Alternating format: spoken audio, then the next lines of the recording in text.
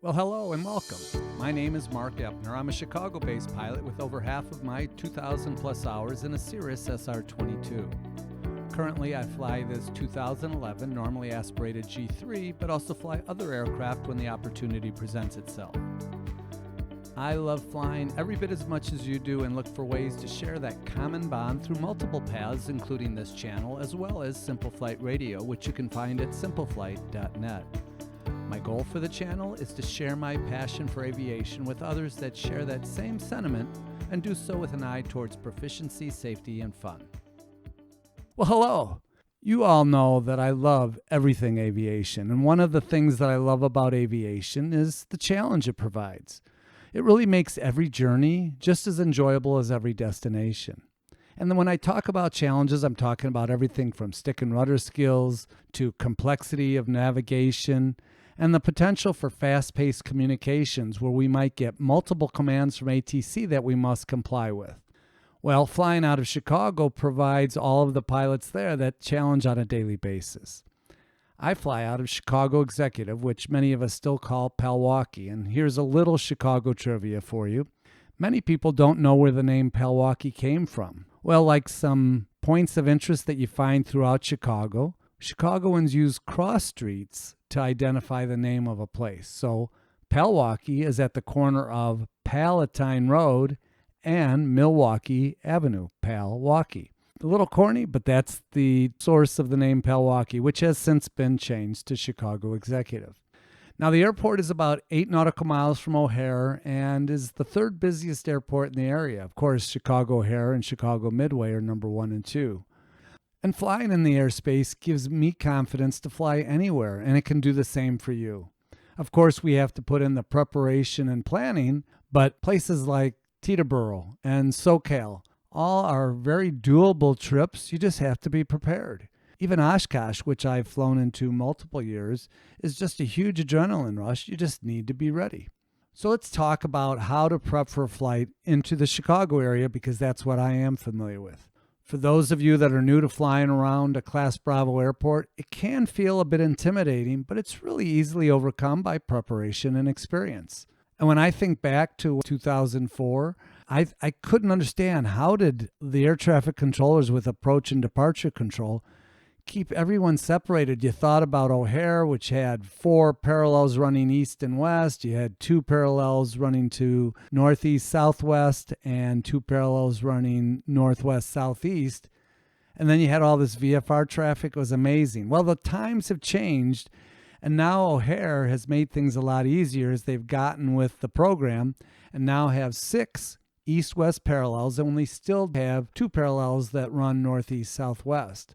So why is it important to know the runway configuration of O'Hare and Midway? Because you'll have many less surprises and be more prepared to be part of the choreography that makes up the Chicago airspace. So let's look at the basics. If you're VFR, before you get here, know the Bravo altitudes, the nooks, the crannies, all of those things, and understand the traffic flows, especially into O'Hare and Midway. They're either east to west or west to east. Midway's got a little bit more complexity, but that's on the south side of the city. And if you're flying the lakeshore, because after all, if you get to Chicago and you're VFR, you want to fly the lakeshore. It's just beautiful with the hotels, the skyline, the beaches, so much going on. It's just a beautiful sight, but you got to be prepared. You're going to need your head on a swivel because you're not the only one that wants to see the skyline. So there'll be a lot of VFR traffic below the 3,000-foot Bravo shelf. But adding some complexity to that is if Midway is landing on 22 right and 22 left, as they get to the lakeshore, they're also going to be at 3,000 feet. Matter of fact, in the past, they were at 2,400, and we were allowed up to 3,000. Now, that's a weird sight picture. Now they get to the lakeshore at 3,000 and begin their descent to 2,400 feet. So if you know that they're flying in from the east to the west at Midway and therefore landing 22 left and 22 right, I recommend when south of the city you be at 1,900 feet, not a foot higher. Otherwise, you're going to scare people in one of the 2 airplanes. Similarly, when you move north of the city, your airplanes landing at O'Hare will also be east to west, but they're going to be at a much higher altitude because O'Hare is much further west. So you can fly at 2,500 feet comfortably. I also recommend if you're flying the lakeshore, get flight following. I'll share some frequencies a little later. Now, what about flying IFR in the Chicago airspace? Well, here you're going to find about how logical it is. And here's some tribal knowledge that many people, I suspect even people in Chicago, don't know. But draw a rectangle around Chicago and know that IFR inbounds are coming in from the corners and outbounds are leaving out through the sides. That ensures some level of separation of traffic. So it's pretty cool, and it's really important to understand that as you visualize the Chicago airspace. How does that look visually? Well, I'm about to share one of the most beautiful pictures with you. At least I think so. It's true art. And as you look at this picture, understand that the green lines, which are O'Hare arrivals, the red are the O'Hare departures. The pink lines are the midway arrivals, and the blue lines are the midway departures. Now, this is 10 years old, so it may be a little out of date, but basically the same. So if you're not going to those airports, you're still good to know that info. And by the way, their waypoints are the same as your waypoint. So west departures will either go through Mikey, Nooney, Olin, or Piku. General Aviation will get Olin when we're going west as part of a much longer departure sequence. South departures get Aceto, Bacon, Comiskey, Dent, or Earned. Earned is part of the departure that we'll get out of Chicago Executive. To the east, which a lot of people in GA aircraft don't like flying because it's over Lake Michigan if they have a single-engine airplane. Matter of fact, if you don't want to fly over the lake on your departure, I always write in the remarks on my IFR flight plan, no over water. Well, the east departures will either get Ebake, Duffy, Mobile, or Lukey. And north departures get Pumpkin or Rainer. GA generally gets Pumpkin as part of a more lengthy sequence of waypoints. Regarding arrivals, if you're coming from the southwest, you'll go through Plano, the northwest, Crenna, and then the northeast comes in at Fire. Here's a little tip. If you're taking off a northern airport in the space and want to go south or southeast, you can fly the lakeshore VFR and then pick up your clearance at the bottom of the lake. But a lot of people will go ahead and file for at least 6,000 feet, maybe 7, and communicate with ATC that it can give you over 1,000 foot per minute. If you can make those guarantees, many times they'll vector you a couple directions north while you gain altitude. And when you get to that 6,000 feet, they'll turn you south and take you right over downtown, or what's really cool is if they take you over O'Hare. And they'll keep the airliners at 5,000 to keep that 1,000-foot separation. You don't always get it, but it's a time saver and it's a really cool visual. Last thing is communications.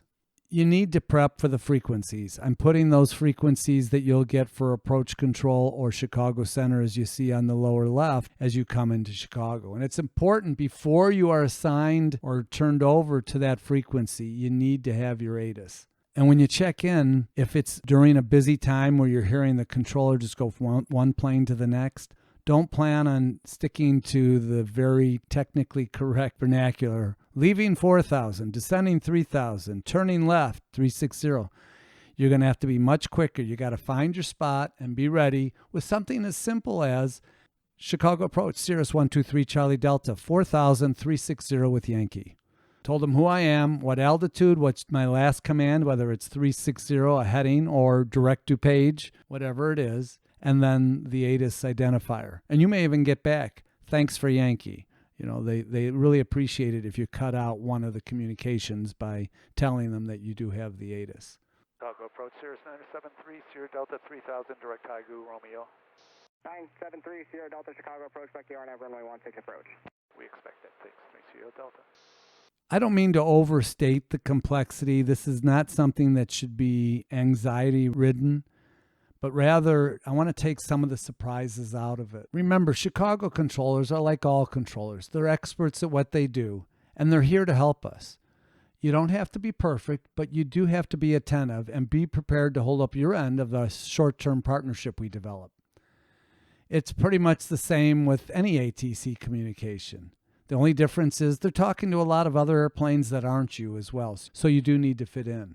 So listen for your call sign, listen for the other aircraft heading to your destination. By the way, Listening to the other aircraft will help you become more situationally and sequentially aware. You will hear aircraft in front of you, and the frequencies and the directions and the heading changes and altitude changes, they're going to be given to you as well. So it's really nice to hear those ahead of time. Also, if you're going to the same airport, it's good to know who else is going there. If you hear it's a jet and it's coming from the north, you'll know where to look to find that traffic. And then that's the way you can help out ATC, by being situationally oriented and aware of what's going on around you. It really isn't that tough, and again, it reduces stress significantly. In the end, we're all trained and approved to fly in most every airspace. Just like all flights, you need to prepare and then you can execute. My goal today was nothing more than to take some of the mystery away for those of you that haven't experienced flying in busy airspace, even if you aren't landing at the busy airport. I also recommend flying with someone else that has the experience, maybe if this is your first time. That way you'll get to see firsthand how things happen. I did that at Oshkosh. I sat with an experienced pilot.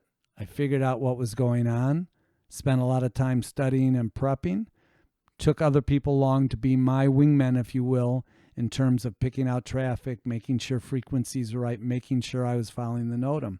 It's just so much easier if you see it once before you have to execute. But regardless, you can do this. And if you have any questions, please reach out to me. Leave a comment below and we'll make sure to get in touch. I'd be happy to have a discussion with any of you. I think what you'll find in the end is it can be a very rewarding and confidence-building experience. And you can do it. And I hope you do. Until next time, blue skies and tailwinds.